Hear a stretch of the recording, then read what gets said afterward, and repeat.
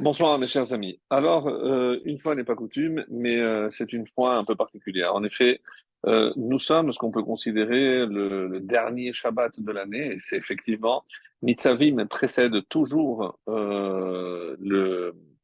la fête de Rosh Hashanah, donc on peut considérer que Nitzavim est toujours lu le Shabbat qui précède, parfois avec Vayeler ou parfois tout seul, comme cette année.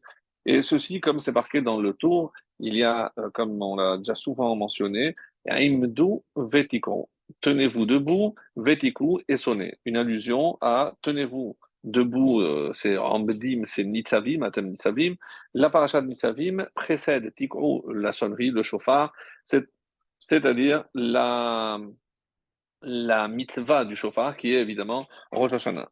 Alors, avant de rentrer dans le vif du sujet, je voudrais déjà profiter de ce cours pour, puisque c'est une conclusion en quelque sorte, de remercier déjà vraiment de tout cœur toutes les personnes qui nous ont soutenus, puisque quand vous écouterez ce cours, donc la campagne battra encore son plein, donc on a fixé 3 jours. Là, on a dépassé la moitié, au Hachem, mais pour laisser à tout un chacun l'opportunité de participer, on a prolongé jusqu'à Rosh Hashanah. Et à la fin du cours, vous allez comprendre pourquoi on a prolongé et la phrase qu'on a rajoutée. En tout cas, voilà, je pense que les mots sont en plus une fois qu'on aura écouté ce shiur. La place que la tzedaka occupe dans la tradition juive, bien entendu, et surtout que je comprends parfaitement les personnes qui ont dit je ne peux pas donner autant, j'ai déjà d'autres engagements, il n'y a aucun problème, bien entendu, et le seul devoir qu'on a, c'est d'accomplir notre devoir. Notre devoir, c'est soutenir des institutions, d'abord sa synagogue, cela va de soi. S'il y a des pauvres, d'abord ces pauvres, bien que certains pensent que c'est les pauvres d'Israël. Est-ce que un étudiant en Torah est considéré comme un pauvre dans le sens où il a préféré sacrifier autre chose, puisque ce sont des gens qui ont des capacités intellectuelles, ils auraient pu faire de hautes études, mais ils préfèrent mettre justement ce sechel, cet intellect au service de la Torah, et par cela même, donc évidemment, ils se privent de pouvoir gagner leur vie comme d'autres auraient pu le faire. Et pour participer à ce sacrifice, donc ça c'est par rapport à, on va dire, un aspect de ce que l'on fait ici en Israël et celui pourquoi, évidemment, je lutte, c'est pour permettre à ces Avrechim qui consacrent toute leur journée et toute leur vie à la Torah, et pour prendre part à cette mitzvah qu'ils ont, eh ben, toute personne qui aide ces personnes, ces Avrechim, eh ben, ont une part dans l'étude de ces personnes. Alors, vous allez voir, c'est pour ça que je ne veux pas trop en dire, sinon, encore une fois, remercier toutes les personnes qui nous ont soutenus. Et je le disais juste avant de commencer, il n'y a pas de gros dons ou de petits dons, il y a des dons. Et les gens, des fois, sont gênés de ne pas pouvoir faire plus, mais encore une fois, Kol Nediv Libo, c'est ce que mon cœur me porte à donner, je le donne avec bon cœur, et c'est ça, c'est là où il y a la bracha. C'est pas ce que je vais donner parce qu'on me l'a arraché et qu'on m'a obligé, c'est pour ça qu'on n'oblige pas. Il n'y a pas de bracha sur la tzedaka pour la simple et bonne raison qu'on n'a pas fixé une quantité. Je ne parle pas du maaser, je parle de la tzedaka, de venir en aide à ceux qui en ont besoin.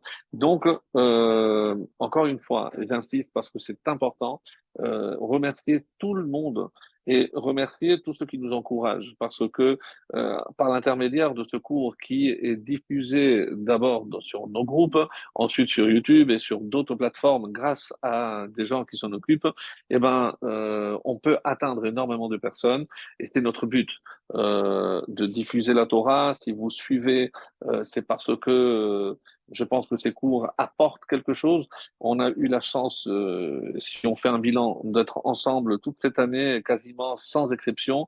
Et chaque année, on renouvelle, alors que ce sont les mêmes parachiotes. Et donc, on travaille, et ceci grâce à vous, puisque si vous n'étiez pas de l'autre côté, eh bien, évidemment, on ne serait pas encouragé à préparer, à enrichir et à, encore une fois, apporter des dimensions nouvelles à chaque fois. Et c'est ça le vrai défi. Le vrai défi, évidemment, c'est de ne pas se répéter, d'apporter toujours des éléments nouveaux, et c'est ce que je m'évertue à faire, très humblement, bien entendu. En tout cas, pour ceux qui n'ont pas encore pu participer à cette campagne, on a senti que c'était un peu plus difficile, sinon beaucoup plus difficile que l'année dernière. L'année dernière, en quasiment 2 jours, on avait bouclé l'objectif. Cette année, là, on arrive aujourd'hui à la fin des 3 jours qu'on s'était fixés et on a dépassé la moitié, on est presque à 60%. Ceci dit, encore une fois, il y a plein de gens qui n'ont peut-être pas encore eu l'occasion de le faire.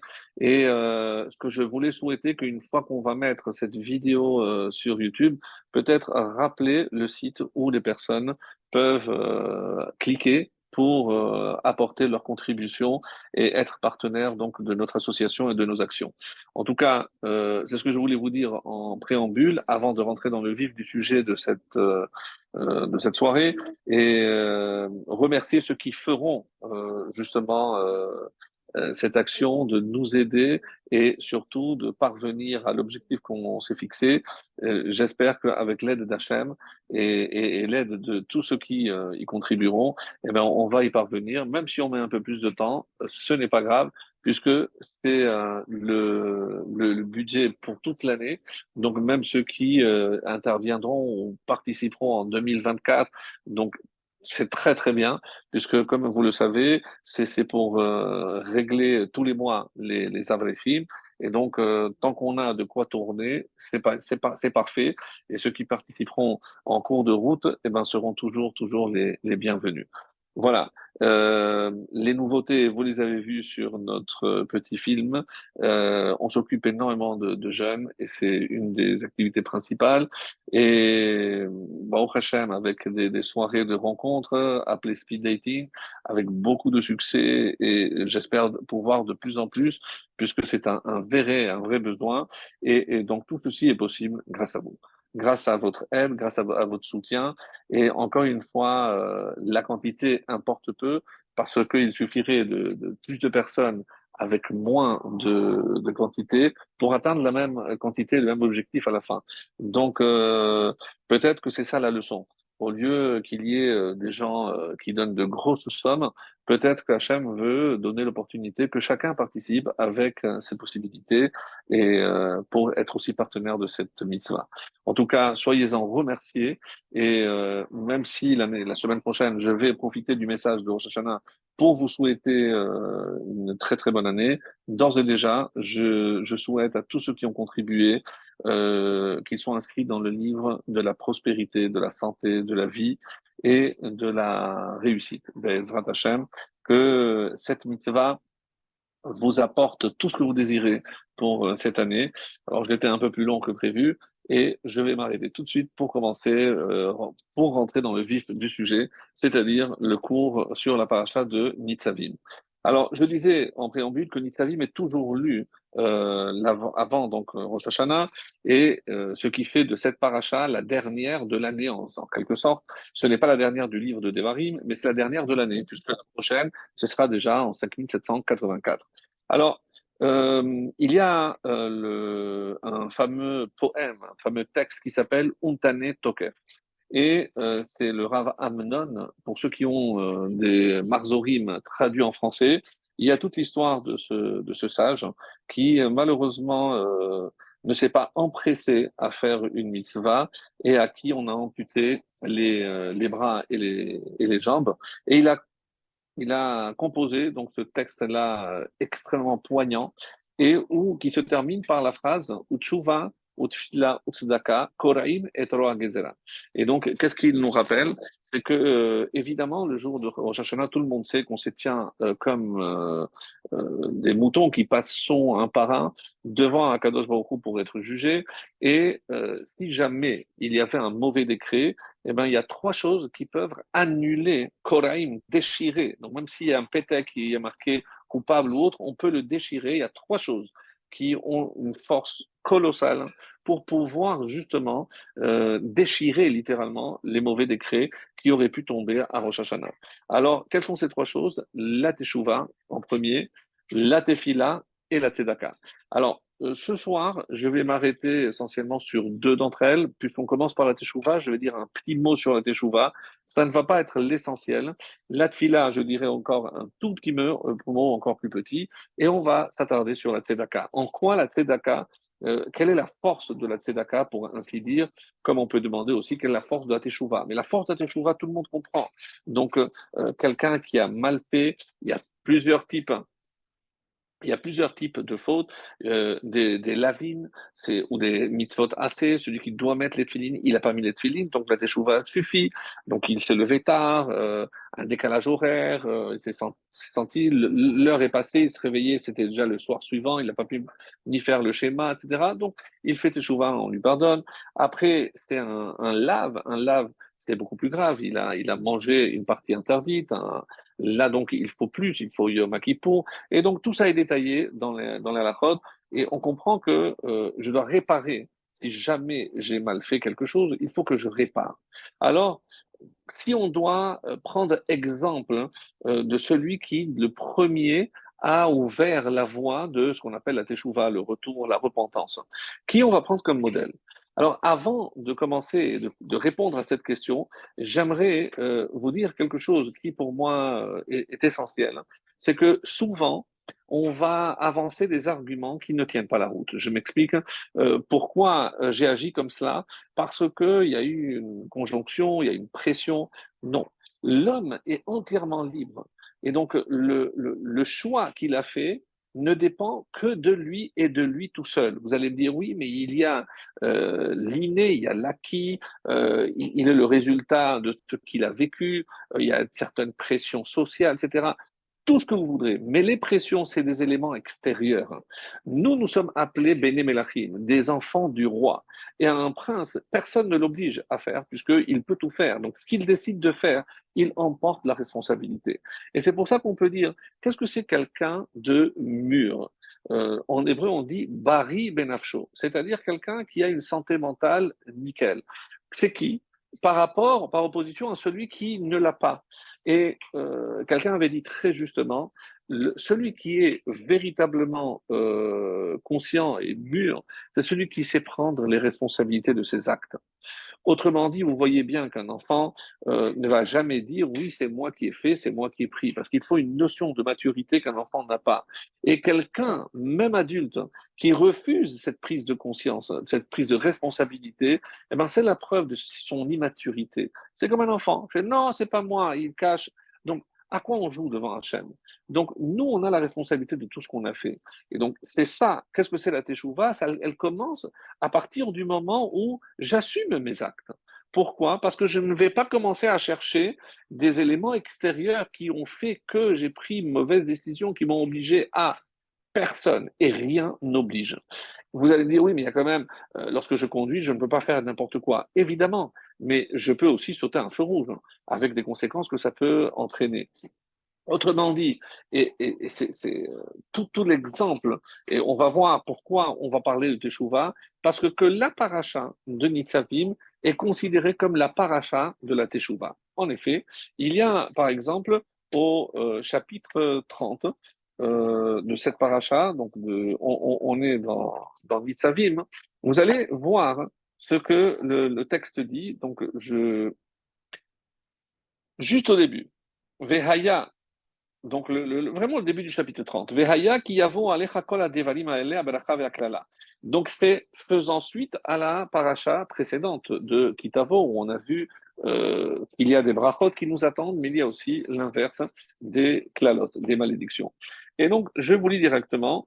Lorsque te seront survenues toutes ces choses, c'est-à-dire la bénédiction ou la malédiction, que j'ai placées devant toi, tu les considéreras dans ton cœur au milieu de toutes les nations où tu auras exilé ton Dieu. Donc ça annonce déjà l'exil. Donc ne pas chercher des causes, les causes de l'exil, c'est les fautes du peuple juif.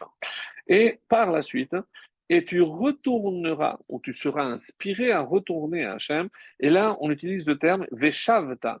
Donc en hébreu ça donne très très bien.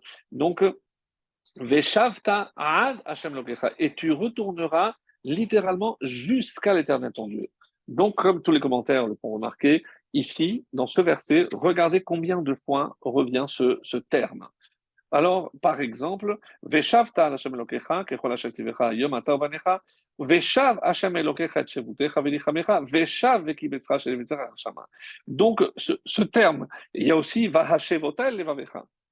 Littéralement, donc, comme j'ai dit, tu te placeras devant toi ou tu les considéreras dans ton cœur, tu les ramèneras, Vahashevota, tu les ramèneras à ton cœur. La suite, donc, je traduis très rapidement, tu seras donc inspiré pour retourner de tout ton cœur, de toute ton âme, et tu obéiras à sa voix conformément à tout ce que je t'ordonne aujourd'hui, toi, tes enfants. Alors l'Éternel, ton Dieu, Shav, ramènera les exilés et te prendra en pitié, il te rassemblera à nouveau d'entre toutes les nations, ton Dieu, où Dieu t'avait dispersé. Donc il y a ici une conséquence directe. Lorsque le peuple se rapproche, retourne vers Dieu, Veshavta, alors lui aussi, il ramène les exilés, il les ramène sur sa terre. Si je considère que l'exil est la conséquence des fautes, tu répares la faute, tu reviens à la maison, c'est-à-dire tu reviens en Israël. C'est-à-dire qu'il faut peut-être voir aussi dans ces versets, où je ne vais pas m'attarder, parce qu'il faudrait vraiment un cours que pour ce verset-là. Et d'ailleurs, comment je sais que c'est en Elul où je commence ce travail-là? Quelques versets plus loin, le verset 6, donc, et qu'est-ce que ça veut dire? L'Éternel, ton Dieu, circoncira ton cœur ainsi que le cœur de ta progéniture, te permettant d'aimer l'Éternel ton Dieu. Les Rachamim disent, regarde, si tu prends et levavecha, ve'et levav, les initiales, ton cœur et le cœur de ta descendance, et aleph levavecha, lamed, ve'et levav, et levav zarecha, le cœur, encore le lamed, ça donne elul.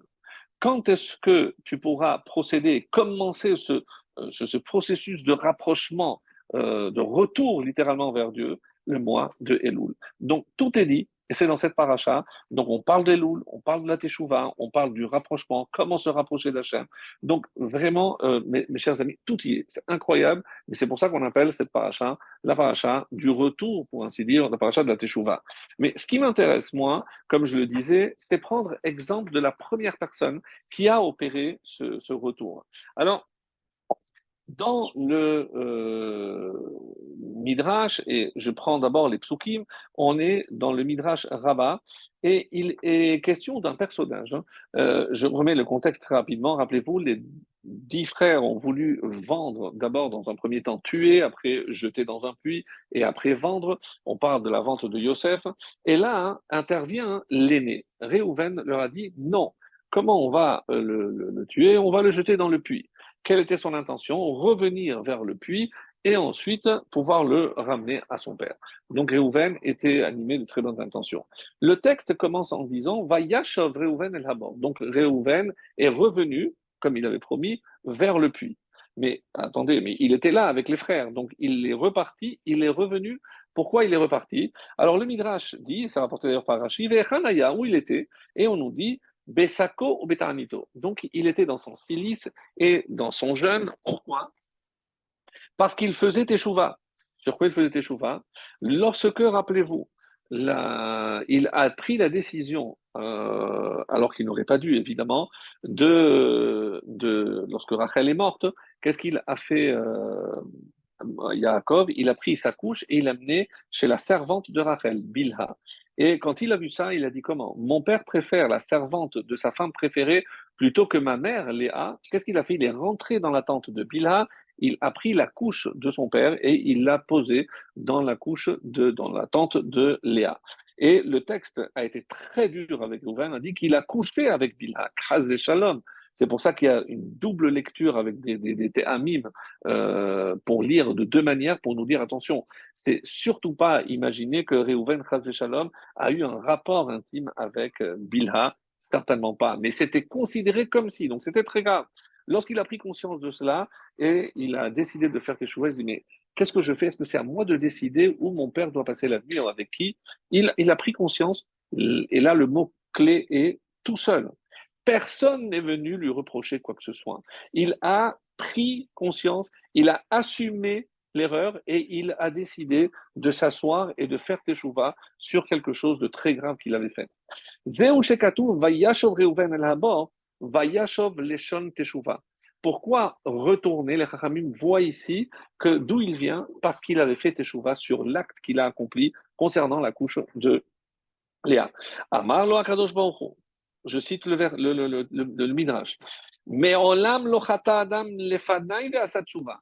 Depuis la création de l'homme, jamais un homme avait fauté, il avait fait Teshuvah. Ve'ata patarta b'tshuva trila. C'est toi le premier qui a fait Teshuvah. Et là, évidemment, tous les commentaires, même sur ce midrash, me disent, je ne comprends pas.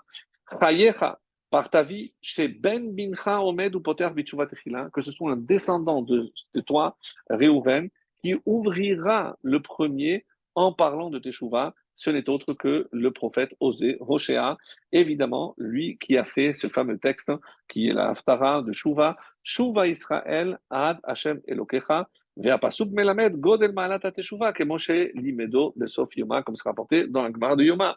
Et donc on apprend que c'est un descendant de Réhouven qui a eu ce mérite de parler de Teshuvah, parce que son ancêtre Réhouven est le premier.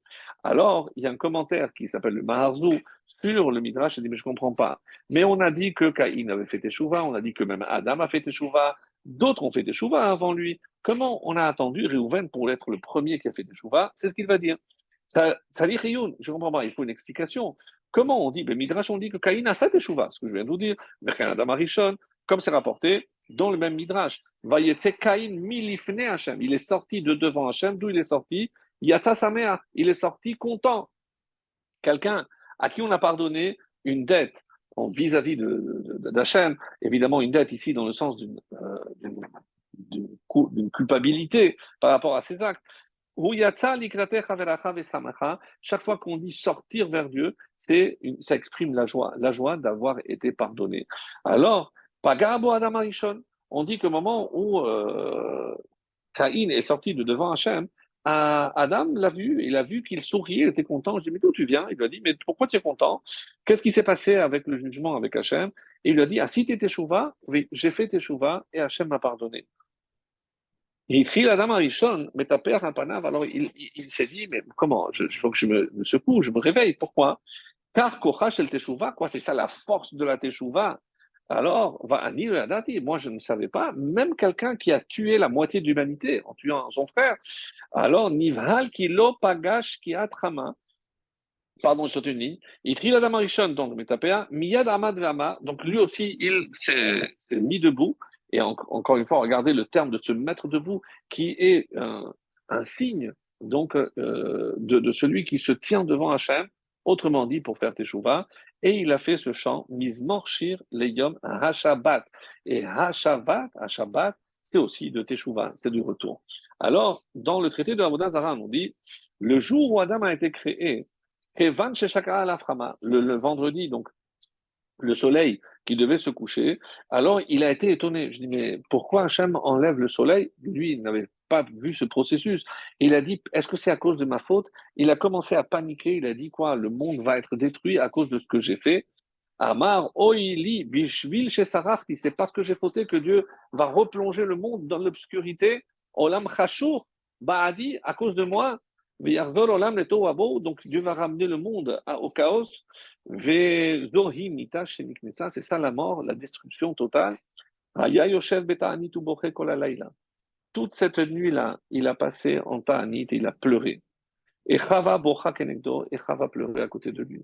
Kevan she'ala mudashacha, lorsque l'aurore, donc le soleil a commencé à se pointer, il a dit Amar minago shel olamu.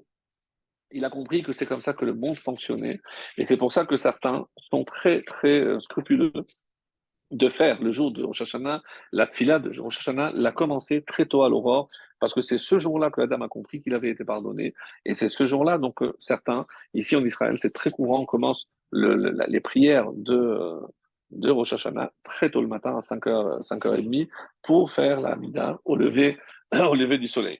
Donc, qu'est-ce qu'il a de particulier, Réhouven, et pourquoi ce Midrash dit-il qu'il y a eu de la preuve, c'est qu'il y a eu Caïn et il y a Rével. Alors, pour faire vraiment très rapide, et quelle est la différence?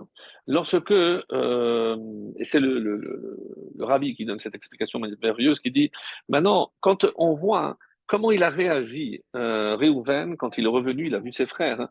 Et bien plus tard, lorsqu'il se trouve devant Yosef sans le savoir, et qu'il se retrouve avec l'argent qui n'était pas le leur, et ils ont commencé à paniquer, et ils se sont dit peut-être que c'est à cause de ce qu'on a fait. Et qu'est-ce qu'il leur a dit? Lui, il leur a dit, Halo amarti alachem les morts. Moi, je vous avais déjà dit à l'époque, lorsque vous étiez en train de tuer, vous vouliez tuer votre petit frère, Al techet u bayeled. Ne fautez pas à l'égard de cet enfant. Velo shematem, et vous n'avez pas écouté. C'est-à-dire que maintenant, et c'est pour ça qu'il dit maintenant, ça sert à rien de pleurer. Maintenant, il faut revenir. C'est trop tard pour pleurer. Ben, moi, ça me rappelle cette anecdote. Vous savez, il y avait deux contrées très riches qui faisaient énormément d'échanges, etc. Mais ils avaient convenu ensemble qu'ils allaient avoir un seul cimetière dans l'une des deux contrées et que n'y a pas besoin de faire deux cimetières. Et effectivement, ça marchait très bien jusqu'un jour où les relations se sont rompues et malheureusement, donc on a mis une barrière et les seuls qui étaient capables et habilités à passer, c'est puisque le cimetière était de l'autre côté, c'est lorsqu'il y avait des morts d'un côté, alors on les transportait de l'autre. Et évidemment, les gens ont compris qu'il y avait ici un bon filon et ils commençaient à mettre dans les cercueils de la marchandise qu'ils pouvaient revendre et c'était quelque chose de florissant. Jusqu'à un jour, il était très étonné, le garde, il était un peu plus scrupuleux que les autres, hein, et il a remarqué quelque chose d'étonnant, c'est que les gens qui portaient le cercueil et les gens qui accompagnaient, ils étaient tous souriants. Il a dit, attendez, je vais vérifier ce qui se passe. Mais comment? Alors, au moment où il s'apprêtait à ouvrir, ils ont tous commencé à pleurer. Il a dit, non, il a dit, c'est ça votre erreur. C'est que vous aurez dû, si vous avez pleuré avant, hein, eh ben, moi, je n'aurais rien vu et vous seriez bien passé. Mais maintenant, c'est trop tard. Vous pleurez après coup. Donc, c'est ce que un petit peu Réhouven essaie de faire comprendre à ses frères. Je ne comprends pas. Mais vous voyez pas que c'est trop tard. C'est ça ce que je vous avais dit. Vous m'avez pas écouté quand je vous ai dit. C'est-à-dire, ne cherchez pas maintenant des excuses ce qui nous arrive, etc. Il faut assumer. Donc de là, on apprend que la force de Réhouven, c'est d'avoir assumé pleinement ses actes. Ah, et Caïn, mais qu'est-ce qu'il a dit Caïn? C'est pas moi, c'est la femme que tu m'as donnée. Et Adam, pardon, Adam, qu'est-ce qu'il a dit? C'est la femme que tu m'as donnée. Caïn, qu'est-ce qu'il a dit? Et c'est un midrash très dur qui dit Hashomer, Achi Anochi. Donc, mais est-ce que je suis le gardien? Je suis non. Est-ce que c'est moi le gardien? Non, c'est toi le gardien. Comment tu as laissé faire ce que moi j'ai fait, ce qui est arrivé à mon frère? Donc, qui le rend coupable en quelque sorte Caïn? C'est Hachem lui-même. Donc, il y a d'autres exemples. Par exemple, on dit que David et Shaoul, quelle est la différence entre David et Shaoul? David, il a dit Khatati, j'ai fauté. Mais quand on écoute les paroles de Shaoul, lui aussi, il a dit Khatati. Khatati ki yareti. Oui, j'ai fauté parce que j'ai eu peur du peuple. Je dis, mais comment? Tu essayes de dire pourquoi tu as fauté, c'est le peuple qui t'a obligé, alors que je t'avais demandé de tuer Agag et tuer tous les animaux, tu me laisses les animaux pour me les offrir, tu n'as pas fait ce que je t'ai demandé. Oui, mais le peuple a fait une pression et tu n'es pas digne d'être un roi si tu n'es pas capable d'assumer tes actes, la portée de tes actes. Et nous sommes aujourd'hui devant le roi des rois. Quand je dis aujourd'hui, évidemment, on parle de Rosh Hashanah. Donc, ça, c'est ce que je voulais dire, grosso modo, sur la Teshuvah. Il y aurait évidemment plein de choses à dire, mais ça, c'était un petit préambule. Et on va rentrer dans ce que je voulais vraiment développer dans cette deuxième partie. C'est le deuxième volet. Alors, de quoi il s'agit? Nous savons déjà, parce que les années précédentes, on avait déjà parlé de ça, c'est pour ça que je ne voudrais pas revenir là-dessus. À Tamnitsavim, vous vous tenez tous aujourd'hui devant moi, il y a une particularité, mes chers amis, à Rosh Hashanah et à Kippour, c'est que parmi toutes les fêtes de l'année, eh ben, les Juifs ne sont pas ensemble. En effet, en règle générale, les Juifs de la diaspora eh ben, rajoutent un jour. Et il se trouve que les seules fêtes, oui, j'appelle ça des fêtes, les seules fêtes où tout le monde est ensemble, il y a 2 jours ici, 2 jours là. Il y a un jour ici, un jour là. C'est Rosh Hashanah et Kippour. C'est-à-dire, à Tem Nitzavim Hayom, comme on l'avait déjà soulevé et rappelé les nombreuses fois, c'est que le terme Vayhi Hayom, généralement, ou Hayom, symbolise le jour où on se trouve tous devant Hachem, c'est le jour de Rosh Hashanah. C'est le Zohar qui nous dit Dehu Rosh Hashanah. C'est quel jour, quand la Torah désigne ce jour, on apporte des preuves de Iyov, de Elisha avec la Shunamite, et des preuves des textes où le terme, on avait vu ça les précédentes, je n'y reviens pas. Et alors, il y a pour revenir à Yosef, un verset où on dit aussi que Yosef est sorti du puits à Rosh Hashanah. Et qu'est-ce qui est dit dans le texte? Vahi ke'ayom, vayavo Yosef la'asot melarto. Et c'est fut comme ce jour-là, quel jour? Rosh Hashanah, où il est venu faire son travail.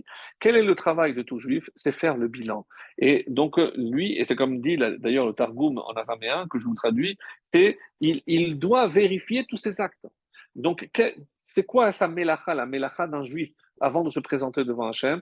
C'est venir avec un cahier où je sais ce que j'ai fait, je sais ce que je dois améliorer, et il n'y a personne pour nous le dire. Nous sommes très grands. Quand lorsqu'on est Bari Benafsho, lorsqu'on a dit comme tout à l'heure, lorsque la personne est mûre et elle assume l'entièreté de ses actes, à ce moment-là, cette personne peut se présenter devant Hachem. Alors, euh, et autre chose ici, Atan Savian, Kulechem. Ce mot Kulechem nous donne une force, et c'est ce que je disais, ensemble tous. Et c'est la preuve, encore une fois, que c'est Rosh Hashanah. Parce que tout le monde fait 2 jours, et comme Kippour, mais Kulechem, mais c'est aussi la force de l'union, parce que nous sommes tous unis. Et c'est comme ça que le Zohar va dire, mes chers amis, comme vous le savez, qu'il y a deux jugements, et ce qu'on appelle Dina Kashia et Dina Rafia, donc le jugement souple et le jugement sévère. Quel est le jugement qui est strict? C'est lorsque je suis tout seul devant Hachem. Parce que là, je m'assume entièrement. Personne n'est là pour me protéger ou pour me défendre. Il n'y a que moi et moi-même. Donc ça, on dit que c'est le premier jour, c'est Dina Kashia. Et qu'est-ce que c'est Dina Rafia?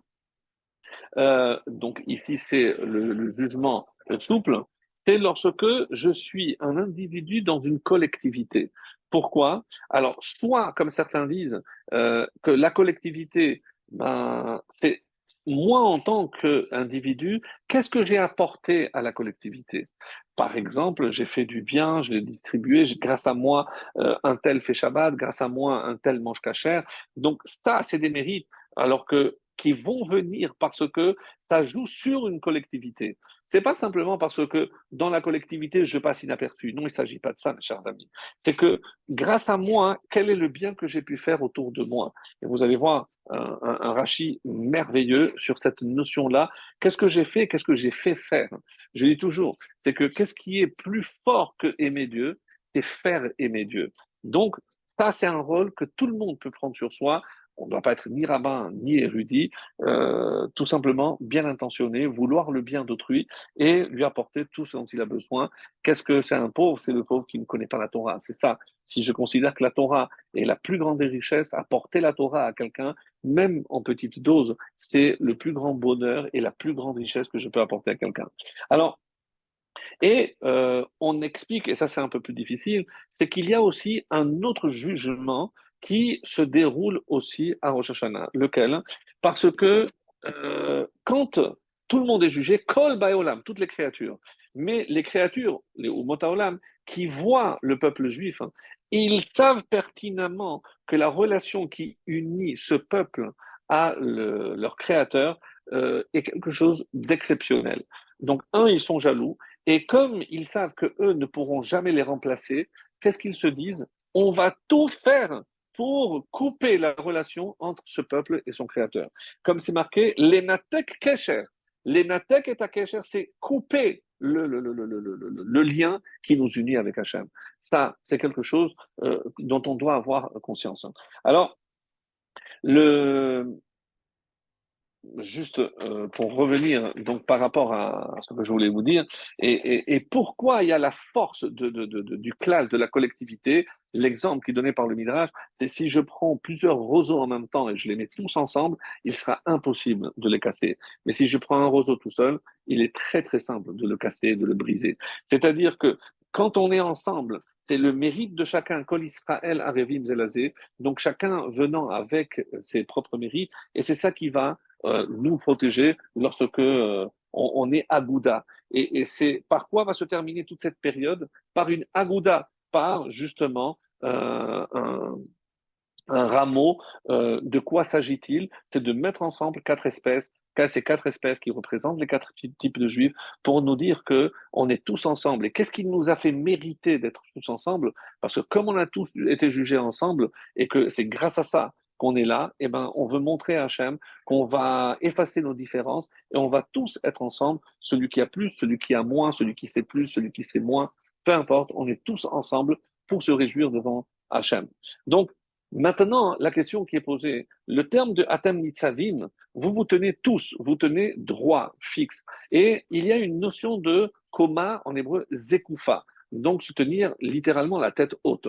Lorsque je ploie sous mes épreuves, sous les charges, ben bon. Alors on dit qu'on est kofef. Kofef, c'est courbé. Et la bracha qu'on fait tous les matins, qu'est-ce que c'est? Zokef, kefufim. Il redresse ceux qui sont pliés, courbés, parce que, comme si Hachem nous allégeait de cette charge pour nous permettre de nous tenir en bonne forme et tout droit. Donc, de notre côté, quand on parlera dans Masechet Rosh Hashanah, quel type de chauffard il convient de prendre, on nous dit qu'il faut prendre un courbé. Pourquoi? Parce que ça symbolise le sentiment que tout juif doit avoir le jour de Rosh Hashanah, quand on va être jugé, on est courbé, on vient plier devant un Kadosh Baruch Hu. Alors attention. Donc là, le texte me dit que je dois être la tête haute. Et là, on me dit que je dois être courbé. Donc, est-ce qu'il n'y a pas ici une contradiction? Et chaque fois qu'il y a le terme de Nitzavim, généralement, Vayitiatsevu betarkit hara, le Baal HaTurim va nous faire remarquer que la première fois que ce terme apparaît, on se tenait devant ou en bas de la montagne, c'était pour nous dire qu'on allait recevoir la Torah. Donc, Nitzavim, qu'est-ce qui nous permet d'avoir la tête haute? C'est la Torah. Donc, pourquoi au Rosh Hashanah, je tenterai ou je serais tenté de venir la tête courbée? Parce que je sais que je viens avec des fautes, tout simplement. Donc, je n'ai pas à avoir la tête haute parce que je sais que j'ai fauté. Alors, il y a une autre explication très jolie aussi.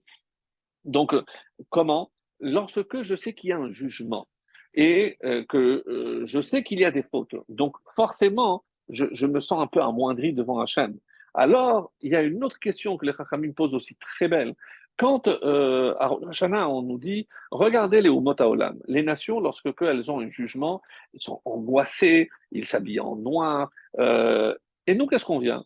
On vient en blanc, on mange, on boit, comme une fête. Alors, est-ce que ce n'est pas un peu contradictoire? C'est comme le fait de, oui, pleurer ou ne pas pleurer. On ne sait plus finalement sur quel pied danser. Donc, est-ce que finalement je dois manger et être content? Ou alors, non, si je dois être courbé, plié, je sais que les livres de la vie et de la mort sont ouverts devant Hachem. Tous ceux qui ont quitté ce monde pendant cette année, c'était déjà décidé à Rosh Hashanah. Donc, c'est une véritable angoisse. Comment je peux m'asseoir, manger tranquillement? C'est difficile à imaginer. Alors, c'est pour ça qu'il y a marqué que pourquoi je peux manger, boire et m'habiller? Parce que je sais que Hachem fera un nest, écoutez bien le mot, Dieu fera un miracle et je serai acquitté. Comme Adam est sorti ce jour-là, Bechanina, avec le pardon, nous aussi on sera acquittés. Mais qu'est-ce qu'on est en train de dire? Que pour être acquitté, il faut un nest, il faut un miracle. Oui, parce que sans miracle, on ne serait pas acquitté. Alors, mais on ne doit pas compter sur un miracle. Comment? Et si Hachem nous fait un miracle, qu'est-ce qu'on dit? Il y a un terme qui dit Menakim Oto Misericordiatal. C'est-à-dire que tous les mérites qu'il a, lorsque Dieu est obligé de lui faire, obligé, non, bien sûr, mais lorsque Dieu va faire un miracle pour lui, eh ben, ça écoule tout son stock de mérites. Parce que maintenant, avec ce miracle que je t'ai fait, eh ben, tu n'as plus de cartes dans ta main. Alors, on ne comprend pas. Mais d'un côté, on me dit que c'est un miracle. D'un autre côté, on me dit qu'il y a ça. Alors, il y a une réponse très jolie qui dit la chose suivante. Lorsqu'il y a une possibilité de ne pas recourir au miracle et que je le fais, à ce moment-là, je perds tout le mérite. Si on dit qu'à Rosh Hashanah, la seule façon, le seul moyen de s'en sortir, c'est par un miracle, il n'y a pas d'autre moyen, mes amis. Vous avez entendu, pour être acquitté à Rosh Hashanah, le seul moyen, c'est qu'Hachem veuille bien nous faire un miracle. Et ça paraît incroyable. C'est-à-dire, tous les efforts que l'on fournira ne suffiront pas à être acquitté du jugement de Rosh Hashanah. Donc, on compte sur ce miracle. Et quand il y a un autre moyen, alors je dis non, mais là, c'est le seul moyen pour s'en sortir. Et une autre question intéressante qui s'inscrit évidemment dans ce que je viens de dire, c'est que on dit que à Rosh Hashanah, alors que c'est considéré malgré tout comme un jour de fête, la preuve c'est que je peux manger, etc., mais je ne fais pas le Hallel. Et pourquoi? Alors les Malachim sont allés voir à Dieu. Ils sont allés voir Hachem, ils disent Hachem, on ne comprend pas pourquoi ils font pas l'aide. Je dis comment? Le livre de la vie et de la mort sont ouverts devant moi et vous voulez qu'ils chantent? Comment imaginer qu'ils peuvent chanter alors que le livre de la vie et de la mort sont ouverts devant moi? Je dis oui. Alors c'est le Malachim qui pose ça. Alors je ne comprends pas. Alors le livre de la mort et de la vie sont ouverts, mais malgré tout, on mange, on boit et on est content parce qu'Hachem va nous acquitter. Alors comment on va résoudre cette question-là? Donc, en Hallel, c'est vrai qu'il n'y a pas de Hallel, mais on mange. Donc, apparemment, c'est une contradiction. Et comme je disais, finalement, est-ce qu'il faut avoir la tête haute ou il faut être courbé? Alors, il y a une réponse magnifique. Et vous avez remarqué que le jour de Rosh Hashanah, il y a aussi un événement majeur. On en a parlé il y a 2 semaines, si mes souvenirs sont bons. C'est que c'est le jour du couronnement d'Hachem. Donc, lorsque je me présente devant Hachem pour le couronner, je ne peux pas venir contrit avec en faisant la tête. Mais pourquoi? Parce que ça voudrait signifier que je ne suis pas content du roi ou je ne suis pas content d'être devant le roi. Qu'est-ce qui a marqué dans le verset? Ubne Tzion yagilu bemalkam. Et les fils de Tzion, nous, yagilu, ils se réjouiront bemalkam de leur roi. Et le psaume que l'on chante avant la sonnerie, la tequilla, je vais dire, avant la sonnerie de chauffard, Zameru l'Elohim, Zameru. Chantez pour Hachem, chantez. J'ai dit, mais pourquoi moi chanter? Parce que je suis heureux. Oui, je chante. Je chante parce que je couronne Hachem. Je suis content d'avoir Hachem comme roi. Et ça, c'est la première phase. Donc, je suis content, pas par rapport à mon jugement, par rapport à ce qui se passe, mais parce que je suis conscient que je suis en train de couronner le maître du monde. Et c'est quelque chose qui me revient, moi, un être insignifiant, mais parce que je suis descendant d'Abraham, Yitzhak et Yaakov, je suis en mesure de me réjouir, de chanter devant Hachem, de sonner le chauffard. Ça, c'est la première phase. Maintenant que je suis devant Hachem, que je l'ai couronné, donc Hachem, tu es mon roi. Ah, donc tu deviens mon sujet. Et maintenant, je vais scruter, je vais voir si tu mérites d'être mon sujet. Donc, je vais analyser ce que tu as fait ou tu n'as pas fait. Ah, ça, c'est une autre paire de manches. Donc, on passe à la deuxième étape, la deuxième phase. Et dans cette deuxième phase, qu'est-ce qui se passe, mes amis? Eh bien, là, je vais être jugé. Donc, là, c'est le moment de courber. Ça, c'est le moment de. Donc, je sonne le chauffard et après, je baisse la tête et je m'incline devant Hachem pour accepter sa sentence, accepter que peut-être que je n'ai pas été digne de lui comme roi parce que mes actes, mon comportement contredit le mérite d'avoir un roi comme lui. Et c'est ça ce qui est tellement beau, mes amis. Et ça explique finalement cette contradiction où on a du mal à comprendre comment se tenir devant Hachem. Ça, c'était donc le premier point. C'est quelque chose. Et c'est pour ça qu'il y a cette expression Gilou Birada. Réjouissez-vous dans le tremblement. Donc, mais je me réjouis ou je tremble. Donc, c'est ça, et c'est ce que je viens d'expliquer. Et Benetzion Yagilu Bemalkam. Donc, Rosh Hashanah tombe le mois de Tishri. Et nos sages, avec cette finesse extraordinaire. Tishri, c'est les mêmes lettres que Tashir, comme Az Yashir, Tashir, tu chanteras. Donc tu chanteras, le mois de Tishri, tu es censé chanter. Comment chanter? Oui, parce que tu dois être content, parce que Hachem est ton roi, parce que tu vas le couronner et tu dois venir content. Tishri, c'est Tashir. Oui, mais avec une certaine limite. Pas le Hallel, pas de débordement, mais lorsqu'il s'agit de couronner Hachem, je dois me réjouir pour mon roi. Et c'est la raison, la seule raison pour laquelle je peux me réjouir à Rosh Hashanah. Et comme je sais que c'est un roi magnanime, qu'on lui a demandé de s'installer dans le trône de Rachamim, qu'il ne soit pas dur avec nous, et on peut compter sur sa miséricorde et sur son chesed, sur sa bonté. Alors, Par rapport à cela, donc, on a déjà expliqué, et maintenant, je voudrais arriver sur le thème que je voudrais développer d'ici la fin du cours, et c'est ce que j'avais commencé dans mon introduction à vous dire, mes chers amis. Alors, il y a une allusion qui est faite ici, puisque on veut tous accumuler des mérites. Donc, on est à quelques jours, même pas moins de 2 semaines avant Rosh Hashanah. On s'apprête à vivre le dernier Shabbat. Qu'est-ce que je dois faire avant Rosh Hashanah pour avoir du mérite en plus pour Rosh Hashanah? Alors, les Rahamim ont vu ici dans le mot Nitavim. Nitavim. Donc, c'est 5 lettres. Nun, Tzadik, Bet, Yud et Mem. Alors, je vais le dire lentement, mais comme ça vous allez comprendre. Et on nous dit que c'est des initiales. C'est quoi les initiales? Nun, Noten, Tadik, Tzedaka, Bet, Baseter, Yud, Yinatzel, Mem, Midin. Je vais traduire maintenant. Celui qui, Noten, donne la Tzedaka, Baseter en secret, en cachette, Yinatzel, Midin, il sera sauvé du jugement. Les Rachamim nous disent quelle est la puissance de la tzedaka? C'est de nous éviter d'être jugés durement, avec Midat Hadin. Quoi, la tzedaka? Oui, nous savons, parce qu'on dans le livre de Michelet, déjà, le roi, le roi Shlomo, Salomon nous avait dit tzedaka tatil mimavet. C'est la tzedaka qui peut sauver de la mort. Alors, ben, évidemment, le sens simple, c'est que si il y a un vrai pauvre qui peut mourir parce qu'il n'a vraiment rien à se mettre sous la dent, alors avec ce que je vais lui donner, ben, je suis en train de lui sauver la vie. Donc, tzedaka tatil mimavet. Ça, c'est le sens simple. Mais certains disent non. Celui qu'on sauve de la mort, c'est pas le pauvre, c'est celui qui donne la tzedaka.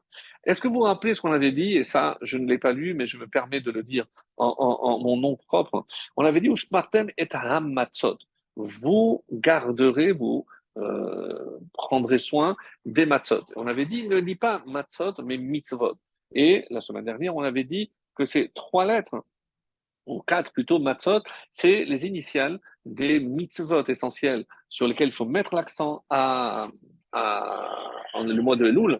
Ce sont la mezouza, pour ça que c'est bien de vérifier, tzadik, le tzitzit, et vetav et les tfilin. C'est ce qu'on avait expliqué.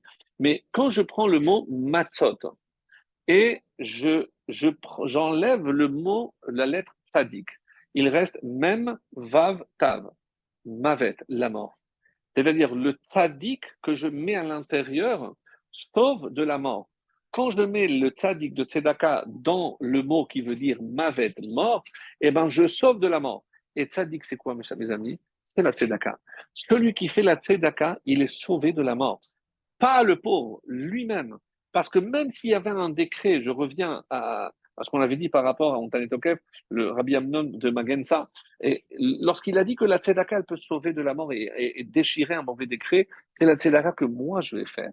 Donc, plus je vais faire de la tzedaka, plus j'aurai des mérites pour qu'il n'y ait pas de mauvais décret sur moi.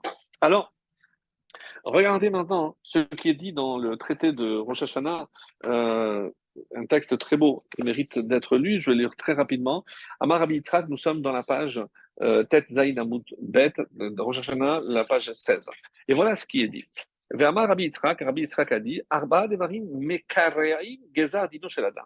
Il y a donc 4 choses. Alors, nous, on a vu 3, mais il y a 4, c'est marqué ici, qui peuvent déchirer le décret, un décret funeste qui pèse sur un homme. Elohen, et les voici. La première qui est citée, Tzedaka. Traité Rosh Hashanah. Qu'est-ce que la Tzedaka vient faire ici? Parce que c'est ça qui peut annuler un mauvais décret. La Tzedaka, dans la charité, Te'aka, la plainte, Shinui Hashem, le changement de nom, Veshinui Maase, et le changement d'action. Après, l'Agmara dit, mais d'où on le sait, on apporte des preuves, je vous invite vraiment à lire, et on apporte des psukim pour montrer. Alors, je prends la première. Pourquoi? Et d'où je sais que la tzedaka peut déchirer un décret. Et quel est le verset qu'on dit? C'est justement celui, pour aller voir, Michelet Proverbe, chapitre 11, verset 4, qui dit, Dirtiv tzedaka tatil mimavet. Car la tzedaka, la charité, sauvera de la mort. La tzedaka, la plainte, c'est la prière. Dirtiv vaïsaku el Hashem batzad lahem. Alors ils gémirent aux oreilles d'Hachem dans leur détresse et Dieu les a sortis de mauvaise posture. Shinui Hashem, c'est par rapport à Sarai et Sarah.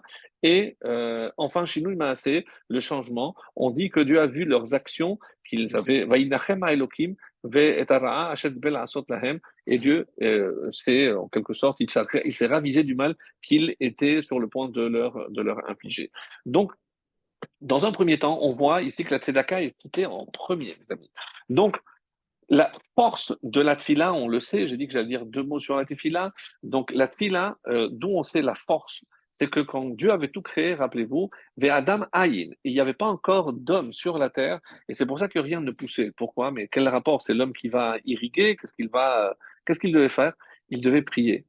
Tant qu'il n'avait pas prié, il n'y avait rien, il n'y a pas de vie sur terre. C'est la prière est la source de la vie pour la terre, pour l'homme et pour l'humanité. Donc ça, c'est la force de la prière, où on sait que, comme on va le voir dans Brachot 32, regardez 32 Amoud Bet, la Gemara qui dit, Amar Rabbi Eliezer, Miyom Shecharav Bet Amigdash, depuis que le Bet Amigdash a été détruit.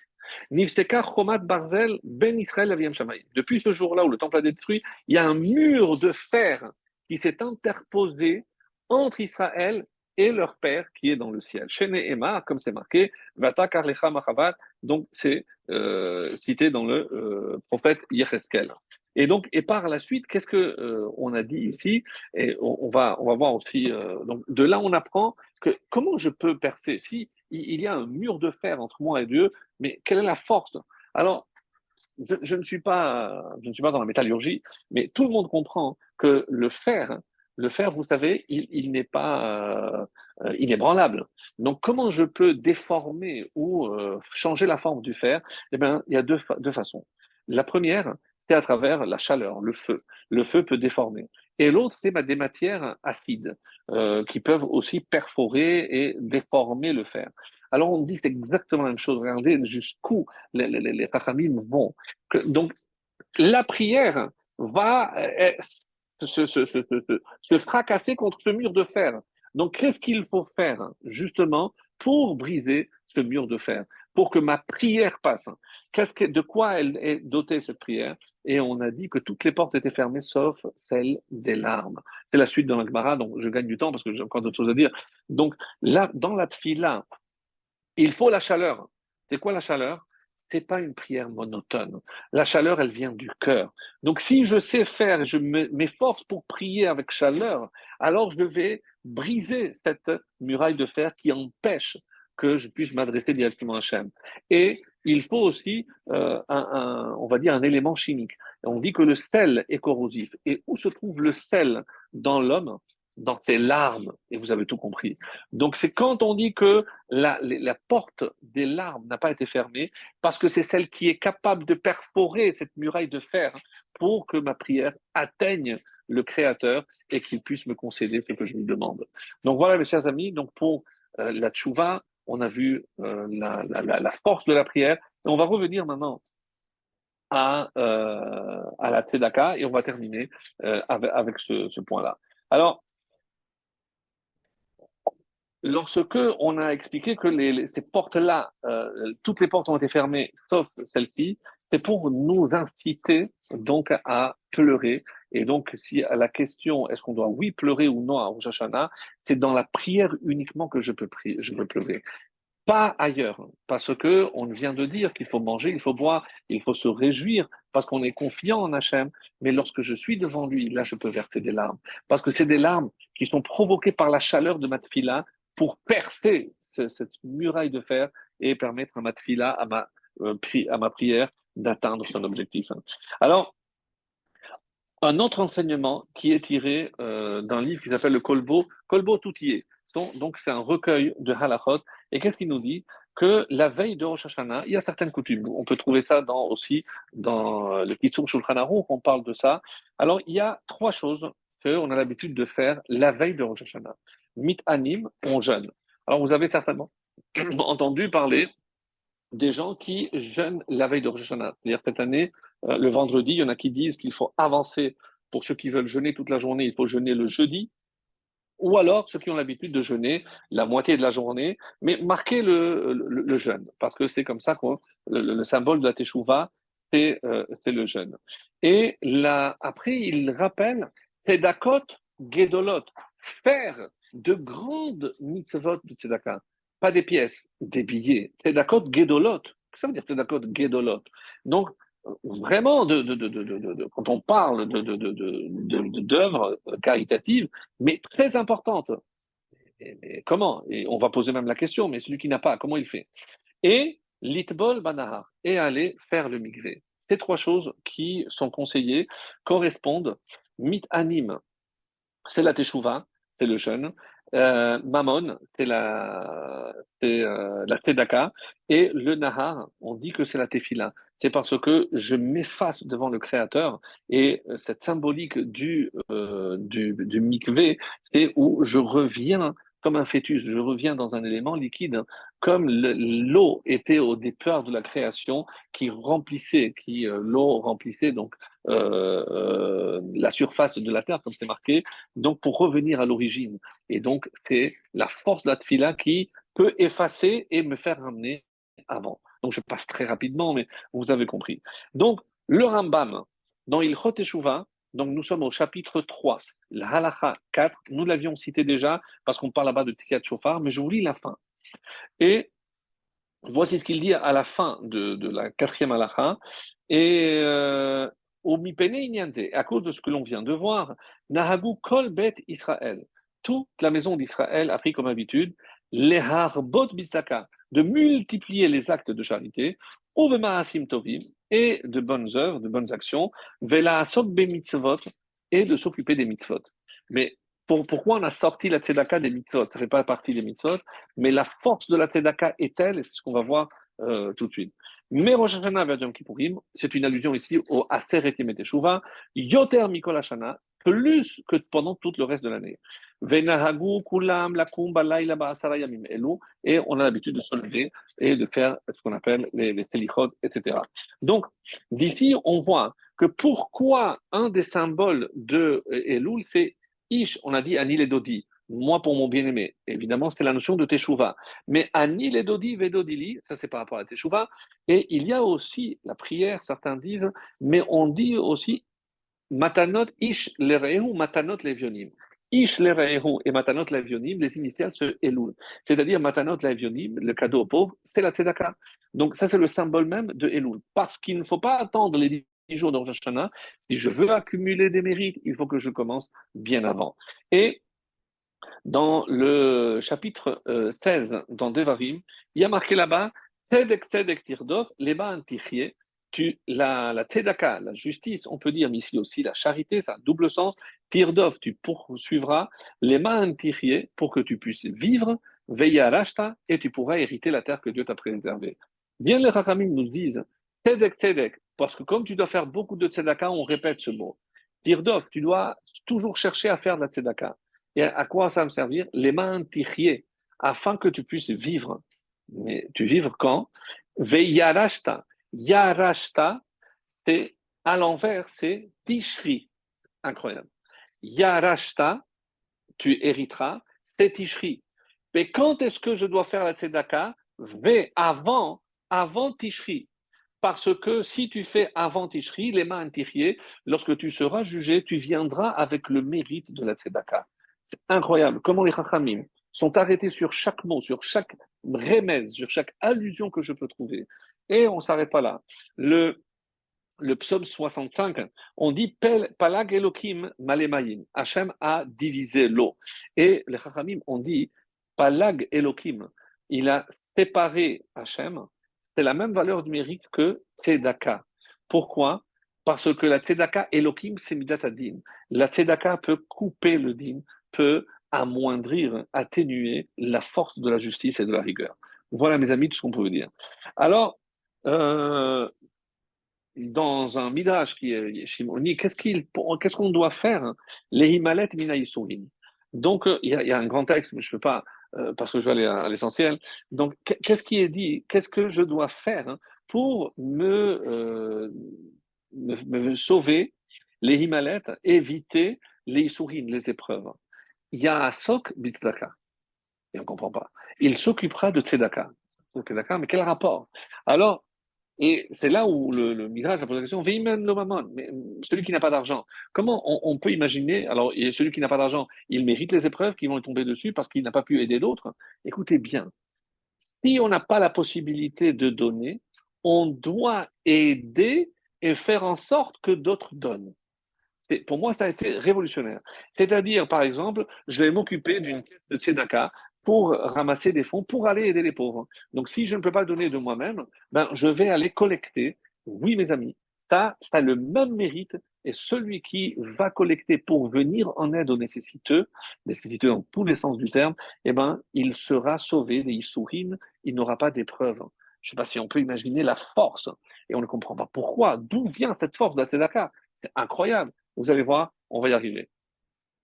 Et on dit que c'est dans Rabbeinu Yonah, un livre qu'on a l'habitude de lire en ce moment-là, c'est Sha'arei Teshuvah de Rabbeinu Yonah, attribué à Rabbeinu Yonah. On dit que qu'est-ce qu'il y a de plus fort que la tzedaka?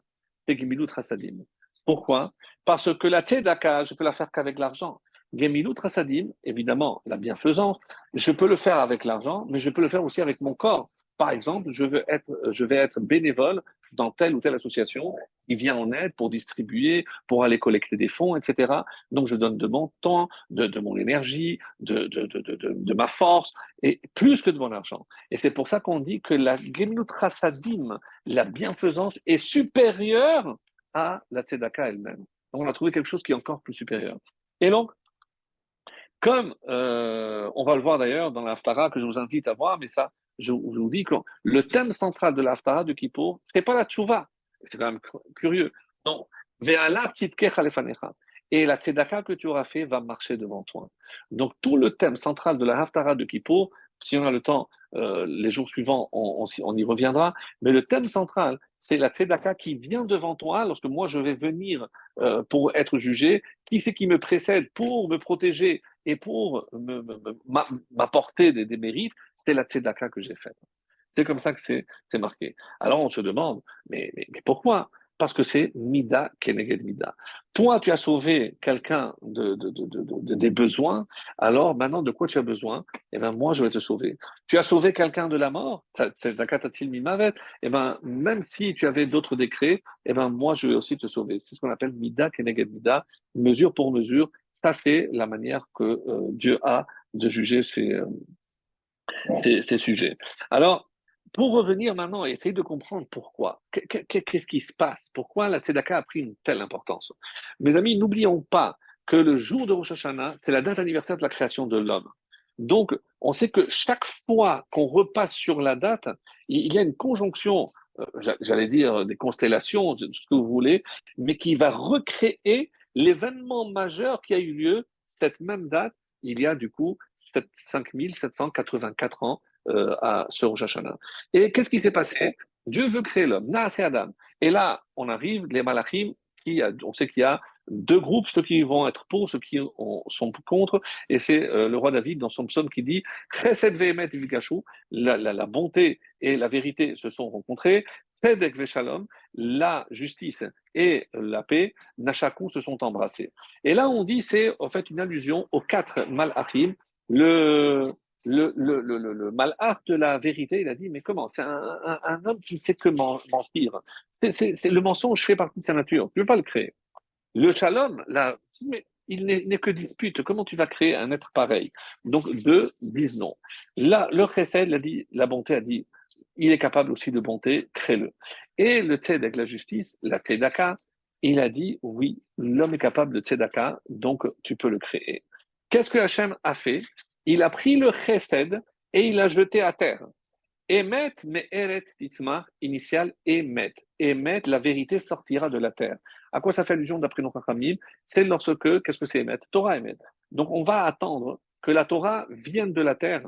C'est la Matan Torah au Sinaï. Et c'est à ce moment-là, évidemment, que le Emet sera fixé pour l'homme ici-bas. Donc, pourquoi maintenant Dieu a préféré enlever le Emet qui avait dit non pour qu'il y ait majorité? Donc, il y a deux contre un. Il y a Chesed et Tzedek contre le Shalom, donc c'est bon. Pourquoi il n'a pas laissé le Emet et il a enlevé le Shalom? C'est une question. On aurait eu 2 contre 1 aussi. Alors les Chachamim me répondent, il faut vous montrer à quel point toutes les questions sont posées, parce que on sait très bien quel est le Kéli qui reçoit pour recevoir la bracha. Le seul Kéli pour recevoir la bracha, c'est le Shalom. S'il n'y a pas de Shalom, il n'y a rien d'autre. Donc j'ai pas besoin de tzedaka, j'ai pas besoin de chesed, j'ai besoin de rien. S'il n'y a pas le Shalom, il n'y a rien. Donc le Shalom qui est marzik avec le Emet, hein, donc ils ne s'entendent pas bien. Parce que si je dis toute la vérité, il ne peut pas y avoir un Shalom. Donc au nom du Shalom, des fois, je dois aussi masquer la vérité. Donc le Shalom, évidemment, vous avez compris, c'est Aharon, et Moshe, c'est le Emet.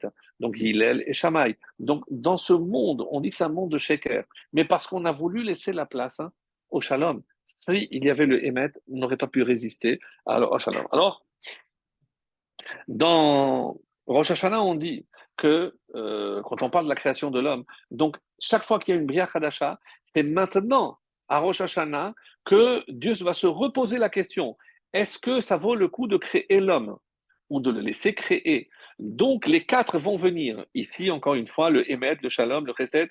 Alors, et qui c'est qui va nous défendre? Parce qu'il faut avoir 2 contre 1.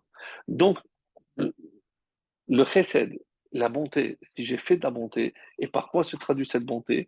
Par la tzedek, par la tzedaka.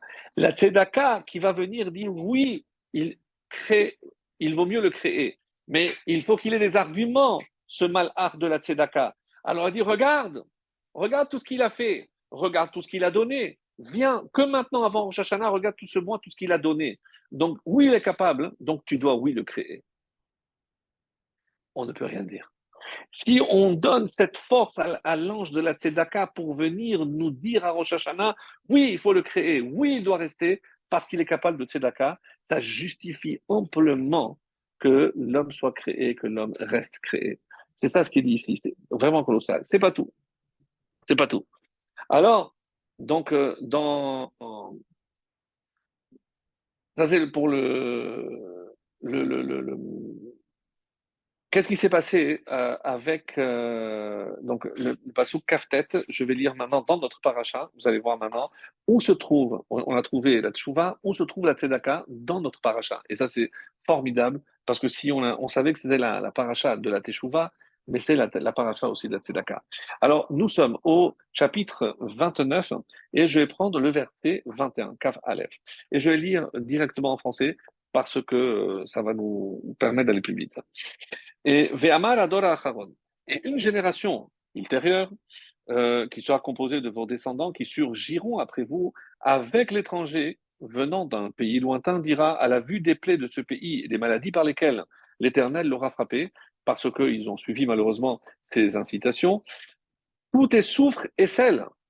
Comme c'est marqué, Gofrit Vamela, tout est soufre et sel, toute la terre, hein, de ce peuple est brûlée. Elle ne peut pas être semée, rien ne peut y pousser, pas même un brin d'herbe ne pourra germer. Ceci est semblable à la façon dont l'Éternel a renversé Sédom et Adma et Tsevoïm dans sa fureur et dans sa colère. Et, et tous les peuples diront, mais pour quelle raison l'Éternel a-t-il traité ainsi ce pays? On parle d'une autre, on ne parle pas de Sédom, on parle de la terre d'Israël. Quelle est la cause de cette grande et furieuse colère? Et ils diront, c'est parce qu'ils ont abandonné l'alliance de l'Éternel qu'il avait conclue avec eux et quand il les a fait sortir d'Égypte, ils sont allés servir des déités, etc., etc. C'est pourquoi la fureur de l'Éternel s'est enflammée sur ce pays, lançant sur lui une malédiction. Alors, euh, qu'est-ce qui s'est passé avec Sédom? Pourquoi on a pris comme référent le peuple de Sédom? Rappelez-vous, qu'est-ce qui s'est passé? Que à Sédom, donc, il était interdit d'apporter ou de porter secours à des pauvres. Comme c'est marqué dans le chapitre 19 de Yecheskel, il est dit Veyad ani ve'evion de Erzika. Donc ils sont jamais venus en aide à un pauvre ou un indigent. Et on connaît tellement qu'il y a un midrash très beau, je ne sais pas si je l'avais raconté une fois, on dit qu'il n'y avait pas d'arbres à Sédom. Pourquoi? Parce que quand il y avait des arbres, il y avait des oiseaux. Et les pauvres qui étaient là, qui n'avaient pas de quoi se nourrir, ils tuaient les oiseaux et ils se nourrissaient. Lorsqu'ils ont vu ce phénomène, ils ont arraché tous les arbres. Il n'y a plus d'arbres, donc il n'y a plus d'oiseaux. Et plus d'oiseaux, malheureusement, les pauvres tombaient comme des mouches. Et rappelez-vous, c'est là où ils ont vu qu'un pauvre, il tenait, et ils ont découvert que c'était une des filles de Lot qui venait l'aider. Aketa Akata, elle a pleuré, elle a crié. Ils l'ont enduit de miel, très, très, très, très, une image très forte. Et pour nous dire qu'une abeille ne peut pas tuer. Mais un pauvre, ça n'aurait pas fait de mal. Mais si un pauvre, ça va attirer d'autres, et nous, on n'en veut pas. Et la preuve, c'est que c'est pour ça qu'ils ont fait subir cette mort atroce à la fille de Lot.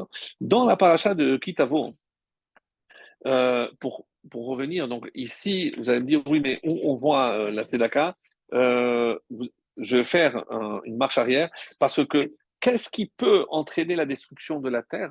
C'est si on se comporte comme c'est dans la Mora, c'est-à-dire si on ne s'occupe pas des pauvres. Et où je vois cette allusion, puisque Nisavi mais en quelque sorte la conclusion de Kitavo. Alors, dans la paracha de Kitavo, donc le Khatam Sofer pose une question, et je l'ai noté ici, vous allez voir, c'est merveilleux. Alors, il est dit comme ça, quand on apporte la corbeille, etc. Donc, tu vas déclarer devant l'Éternel ton Dieu, j'ai enlevé de ma maison, j'ai prélevé toutes les dîmes que tu m'as demandées. Je n'ai rien consommé au cours de mon affliction quand j'étais tamé, et je n'ai rien prélevé non plus en état d'impureté. Je n'ai pas non plus utilisé pour les morts. J'ai obéi à l'Éternel mon Dieu. J'ai agi conformément à tout ce que tu m'avais prescrit. Et qu'est-ce que Dieu m'avait prescrit? Alors, on va voir la suite. Comme il dit juste avant. Et Vegam netativ la Lévi la guerre. Donc, et j'ai remis également aux Lévites, aux prosélytes, à l'orphelin et à la veuve, conformément à tous tes commandements, que je n'ai pas transgressé tes commandements et je n'ai rien omis. C'est-à-dire, qu'est-ce que je mets en avant? Que j'ai partagé avec le Lévi, qui n'a pas de quoi se nourrir si je ne l'aide pas, le guerre, le yatom, ve'lalmana, ve'achelu, bish alecha, ils mangeront à tes portes, ve'saveu, ils pourront se rassasier. Ve'amarta lifnei Hashem, et à ce moment-là, tu peux faire cette déclaration devant Hashem. Alors, Rashi pose la question suivante, qu'est-ce que ça veut dire, Shamma'ati, Bekol Hashem Elokai, j'ai écouté la voix de Dieu, Haviotiv, le Bet Abechira, tu m'as demandé d'apporter ces fruits jusqu'à Yerushalayim, jusqu'au temple, je suis venu. J'ai fait tout ce que tu m'as dit. Qu'est-ce que tu m'as dit? Samarti, je me suis réjoui. Vefimarti, et j'ai fait que d'autres se réjouissent. C'est-à-dire, ça ne suffit pas que je suis content de ce que j'ai, mais j'ai aussi partagé cette joie avec d'autres. Comment? En partageant ce que j'ai avec la pauvre, avec le pauvre, avec l'orphelin, avec la veuve. Donc, je suis venu en aide. Donc, samarti et simarti. En hébreu, je me suis réjoui et j'ai fait que d'autres se réjouissent aussi. Et à ce moment-là, je peux déclarer la suite de ce verset extraordinaire. Hashkifa mimeon kotchecha. Donc, nous sommes au verset 16. Et je dis à Hachem, en ce jour, l'Éternel ton Dieu, non, voilà, Ashkifa, c'est le verset 15, pardon. Le verset 15 qui dit, Ashkifa, mimeon kochecha, tu jettes sur nous un regard. Et généralement, Ashkifa, comme Rachid avait dit au sujet de Sédom, justement, c'est Vayashkif, où ils ont jeté un regard. Et là-bas, on dit que tout l'Ashkifa, le jeu, quand Dieu jette un regard, c'est quelque chose malheureusement pour punir, sauf celui-là. Hashkifa ici, et là-bas, Rachid nous dit, nous envoie ici, non, dans celui-là, c'est le seul. Hashkifa jette sur nous un regard bienveillant depuis ta sainte demeure. Mimeron kochecha, minashamaim, du ciel. Pourquoi cette répétition? Uvarech et amecha Israël, et bénis pour que tu bénisses ton peuple, Israël, et le pays que tu nous as donné, comme tu l'as juré à nos ancêtres, un pays où coule le lait et la miel. Alors, Rashi, écoutez ça, c'est Hashkifa, regarde, contemple. Ah, si nous, maché, gazarta, nous, on a fait tout ce que tu nous as demandé. Maintenant, maintenant, toi, tu dois faire ce que nous, on. Pardon, je vais répéter. Nous, on a fait ce qui nous incombait. Maintenant, c'est à toi de faire ce que tu dois faire. On parle comme ça à Hachem. On lui dit quoi faire. Parce que tu as dit, et Rachid dit, parce que tu as dit, si on t'écoute, alors, je donnerai la pluie. Donc, nous, on a fait ce que, maintenant, c'est à toi de faire. Mais le Khatam Sofer, entre autres, pose la question, mais comment on parle comme ça à Hachem? Comment je peux m'adresser à Hachem de cette manière-là? Alors, qu'est-ce que c'est Méron? Alors, dans le traité de Chagiga, on nous dit qu'il y a, c'est à la page 12 B, voilà ce que dit Rav Yehuda. Rav Yehuda dit, Shene Rekaimhem, il y a deux cieux, et plus loin on dit, Resh Lakish dit non, il y en a sept. En effet, il y a sept niveaux de ciel. Écoutez bien. Alors, comment il les nomme? Donc, Ve'elohen, les voici. Je ne vais pas m'arrêter sur tout. Vilon, c'est rideau. Rakia, firmament. Shechakim, moulin, comme des moulins. Zevoul, c'est une résidence. Mahon, cinquième, demeure. Mahon, réserve. Aravot, plaine. Je ne vais pas, après, il explique les versets, ça. Simplement pour que vous reteniez ça. D'où tu dois jeter un regard, miméon. Méon, c'est le cinquième. Je ne sais pas si vous avez retenu. C'est l'avant-avant-dernier. Il y a Méon, il y a Machon et Aravot. Donc, Mahon, c'est le cinquième. Mais où se trouve Hachem? Si déjà on commence, ben, Dieu, le plus haut, Vilon. Qu'est-ce que je suis en train de lui dire? Hachem, descend de là-haut et descend à Méon pour nous envoyer une baracha. Mais comment je peux parler? Qu'est-ce que je peux dire à Hachem? Je dis quoi faire? Alors, on dit comme ça, Shkifa. Qu'est-ce que le Kliyakar? Quelque chose de magnifique. Il nous dit quoi? Pourquoi ce Méon? Et il donne là-bas l'explication. Pourquoi pas Zévoul? Pourquoi pas un monde supérieur? Pourquoi c'est du Méon? Et il nous révèle que dans ce ciel, dans ce niveau, qu'est-ce qu'on trouve? On trouve deux qualités, deux dimensions divines. Et ouvrez grand les oreilles. La première, c'est la Simcha, et la deuxième, c'est le Chesed. Pourquoi? Parce que nous, on est content parce qu'on t'a servi, donc on veut aussi que tu te réjouisses. Donc, à ce niveau-là, dans le Méon, il y a la Simcha, il y a le Chesed. Donc, si tu dois nous bénir avec la joie et avec le Chesed, donc place-toi dans le Méon. Ça n'explique pas pourquoi on a le droit de dire à Hachem de descendre. Alors, est-ce que vous vous rappelez de Mégaléa Moukot on a cité? Donc là, on n'a pas le temps de tout faire, donc je vais juste prendre deux lignes. Et rappelez-vous, il y avait Ranav 550, 252. Et voici ce qu'il dit. Il cite un livre qu'on ne connaît pas qui s'appelle Sodi Raza. Donc, c'est les secrets, littéralement. Veine ita besefer, qu'est-ce qu'il y a marqué là-bas? Chez Sheva Neharot Svivot Akissé. Il y a sept fleuves autour du Kissé, le Kissé Akavod, du trône céleste. Vesheva Kissaot Yeshlo, les Sheva Rekirim. Et ça correspond aux sept cieux, les sept cieux que nous, on vient de voir. Nikra Kissé, Nora, etc., etc. Et ce qui nous intéresse, Sheken Kissé Shel Aravod Nikra Kissé Nora, Berakia Machon Nikra Kissé Melucha. Et dans le Berakia Maon, donc le ciel qui s'appelle Maon, le cinquième, qui c'est Tzedek. Comment s'appelle le trône d'Hachem? C'est Tzedek. Ledati rajoute ici le Megalé Amukot, des soda pasuk qui a sita mishpati vedini yashavta lekise shofet Tzedek. Donc dans Tehillim 9, le verset 5. Donc d'après moi, c'est ça l'allusion à ce verset, que Dieu va nous juger avec bonté et pas avec rigueur. Alors, de quoi est-il question ici, mes chers amis? On dit que, c'est pour arriver à la fin, il y a par exemple,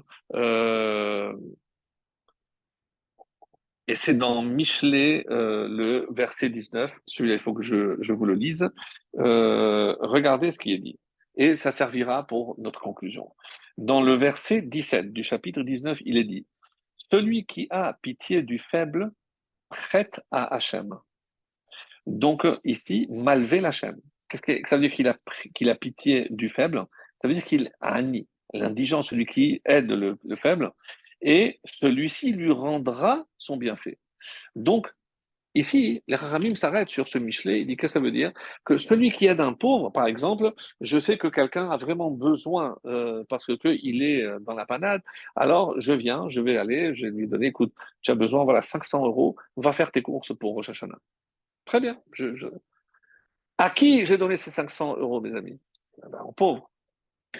Qu'est-ce qu'est en train de dire le Michelet? Qu'est-ce qu'il dit le roi Shlomo? Je dis non, malvé l'Hachem. Non, non, non, non. Ces 500, c'est comme si je les prêtais à Hachem. Vous avez entendu? Je prête à Hachem. Alors, quand maintenant je vais venir pour exiger mon dû, je ne vais pas venir chez le pauvre, puisque qu'est-ce qu'il a dit Hachem? Non, quand tu donnes au pauvre, c'est comme si tu me prêtes à moi. Très bien. Donc maintenant, je dois être remboursé. Hachem, j'ai prêté 500. Il faut que tu me les rendes. Mais quand il y a un différent entre le prêteur ou le créancier, qui on va suivre normalement? Eh ben, c'est celui, d'habitude, c'est celui qui est accusé. Mais ici, c'est le malvé, c'est-à-dire celui qui a prêté, parce qu'il vient exiger que l'autre lui rende son dû. Donc, qui est le prêteur ici? C'est nous. Et à qui on a prêté? À Hachem. Donc, écoutez ça, c'est incroyable. Donc, qu'est-ce qu'on est en train de dire? Que celui, quand par exemple, on a un différent, c'est celui qui a, par exemple, la force de son côté ou le droit de son côté, c'est moi, parce que c'est moi qui ai prêté, c'est moi qui décide dans quel tribunal on peut aller, et l'autre, il doit suivre. C'est-à-dire, moi, par exemple, je dis non, on ne va pas aller à Jérusalem, on va aller à Natania. Moi, je connais un rabbin là-bas et je veux être jugé là-bas. L'autre doit suivre. Donc, moi, j'ai la force d'exiger où va se passer le jugement. Moi, parce que j'ai prêté. C'est-à-dire que la force de la tzedaka fait que je peux dire à Hachem, descends. Quoi? Oui, je te demande de descendre où? Miméon, Kochecha. Je veux que tu ailles dans Méon. Et pourquoi là-bas? Parce que là-bas, c'est le chesed et c'est la simcha. Et c'est ce qui a marqué, pour répondre à ce Rashi, à ce Khatam Sofer, mais on peut dire à Hachem ce qu'il doit faire. Oui, parce qu'il nous a donné la force. Parce que tout ce que j'ai donné aux pauvres, tout ce que j'ai fait comme tzedaka, c'est un prêt que j'ai fait à Hachem, mes amis. Je ne sais pas si vous imaginez. Et donc, je suis en droit de venir maintenant dire à Hachem, Hachem, tu dois me rendre mon dû. Et comment? Eh bien, tu te débrouilles. Et il va venir avec la simcha, parce qu'il est content, lui aussi, parce que tu as rendu quelqu'un content. Qui? Ce pauvre à qui tu as donné. Au pauvre, tu as donné, tu ne prêtes pas. Mais quand tu donnes à un pauvre, tu prêtes à Hachem. Et Hachem tient parole. C'est-à-dire qu'Hachem rend toujours ce qu'on lui prête, mes amis. C'est ça la force de la tzedaka. Et maintenant, on comprend que, comme on dit, euh, qu'est-ce que c'est le kahal? Nous, on l'utilise, nous les Marocains, on l'utilise, on adore ce mot. Qu'est-ce que c'est le mot kahal? C'est l'assemblée. Mais qu'est-ce que c'est kahal? Lorsqu'on est tous ensemble, c'est kadosh hayom la donnez-nous. Donc, quand on se présente devant Hachem, on est kadosh hayom, le jour de Rosh Hashanah, la donnez-nous devant Hachem. Parce que, avec tous les mérites qu'on a accumulés, on peut venir devant Hachem, on peut venir content, on sait qu'Hachem nous rendra tout ce qu'on a fait. Et c'est pour ça que, pour que Hachem nous juge favorablement avec chesed et que je puisse ressentir cette joie, il n'y a que la force de la tzedaka. Tout ce que je vais donner en tzedaka, c'est le mérite le plus extraordinaire qui soit. Et c'est pour ça que c'est la période idéale, comme vous disait le Rambam. Qu'Hachem fasse que par ce mérite extraordinaire de la tzedaka, on soit tous acquittés le jour de Rosh Hashanah, qu'on soit toujours du côté de ceux qui pouvons venir en aide aux autres, parce que ça nous donne la force d'exiger d'Hachem de nous le rendre en bien. Qu'on soit tous inscrits dans le livre de la vie, de la bonté et de la richesse, la vraie richesse, mes amis. Shana Tova.